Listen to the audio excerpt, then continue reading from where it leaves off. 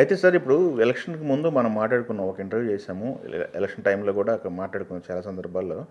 Present Andhra పరిస్థితి చూసుకున్నట్టయితే పవన్ కళ్యాణ్ గారు డిప్యూటీ సీఎంగా ఉన్నారు. చంద్రబాబు నాయుడు గారు సీఎంగా ఉన్నారు. ఆంధ్ర గవర్నమెంట్ వెళ్తున్న తీరు మీకు ఎలా అనిపిస్తుంది? లాస్ట్ టైం మీరు సజెషన్ ఇచ్చారు. ఇలా చేసుకుంటే వాళ్ళు గెలిచే అవకాశం ఉందని మీరు చెప్పారు. ఆ గెలుపు అనేది అందరూ చూసాం. గవర్నమెంట్ అడ్మినిస్ట్రేషన్ ఎలా ఉందనుకుంటున్నారు మీరు ప్రజెంట్?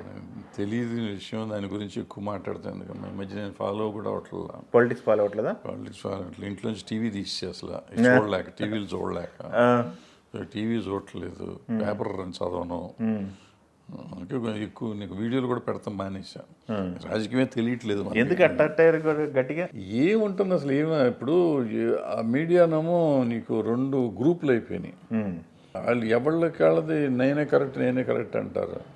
ఇప్పుడు నాకు పలానా పని ఉంది, ఈ పని నువ్వు చేసింది నాకు బాగుంది అన్నా అనుకో, వెంటనే నువ్వు ఆ పార్టీలో చేరావు అంటారు.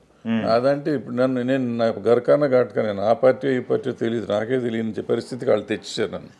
వారు నేను మెంటల్గా నాకు ఎందుకు ఈ తలకాయ నొప్పి అవసరమా నాకు? ఇప్పుడు నలుగురు బాగుండాలని మనం చెప్తాం, దానికి ఇట్లా మాట్లాడుతున్నారు.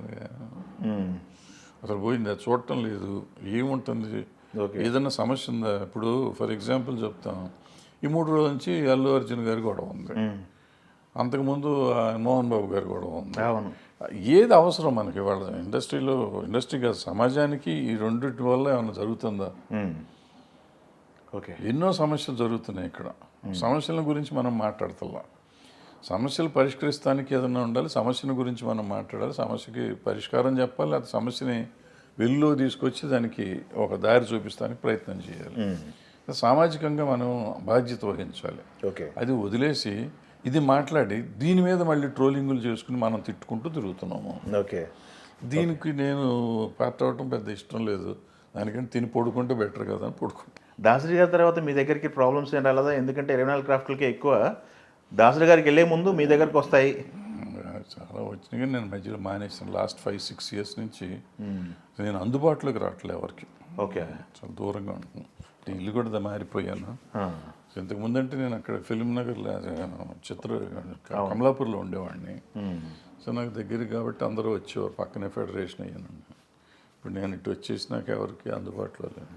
వ్యాపకం ఏంటి సార్ మీ వ్యాపకం? టీవీ కూడా తీస్తా, పేపర్ కూడా తీస్తా అన్నారు, ఇందాక అలిగేశారు. మీడియా పైన అలిగారు, వార్త రాజకీయం పైన అలిగారు. అలగటం ఏం లేదు. ఇప్పుడు మనం మాట్లాడినందువల్ల వచ్చేది లేదు, ఎక్స్ట్రా వచ్చేది లేదు, పోయేది లేదు. ఎప్పుడన్నా అందుకే ఇట్లా మీ బోటోళ్ళు ఎవరన్నా వస్తే ఎప్పుడన్నా మాట్లాడుతుంది తప్ప మాట్లాడకూడదు అని అది ఏం లేదు. లేదేదో అవతల వాళ్ళంతా దుర్మార్గులు అని లేదు.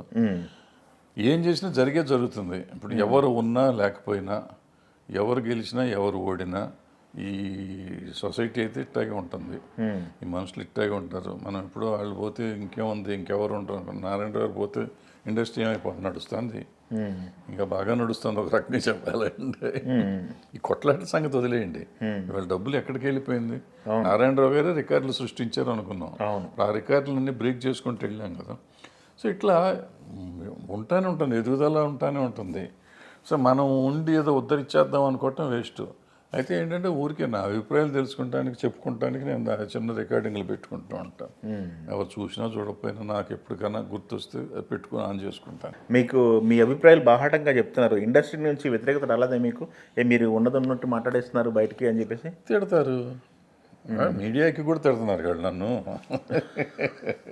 ఇప్పుడు నా స్థాయి అంతా నన్ను గురించి మీడియాలో ఈ టీవీ ఛానల్లో డిస్కషన్ పెట్టుకునే లెవెల్కి నన్ను ఎందుకు తీసుకెళ్తారు నాకు అర్థం కాదు.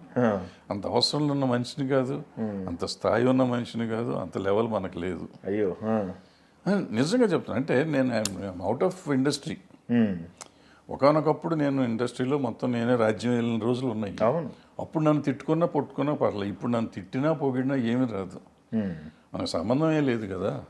ఏమి లేదు. ఇప్పుడు వాడేవాడు వీడేవాడు అంటే ఏముంది, నాకేముంది? నేను ఎవరిని నేను అన్నానా? నేను క్లెయిమ్ చేస్తున్నాను, నేను పలానా క్లెయిమ్ చేస్తలేదు కదా.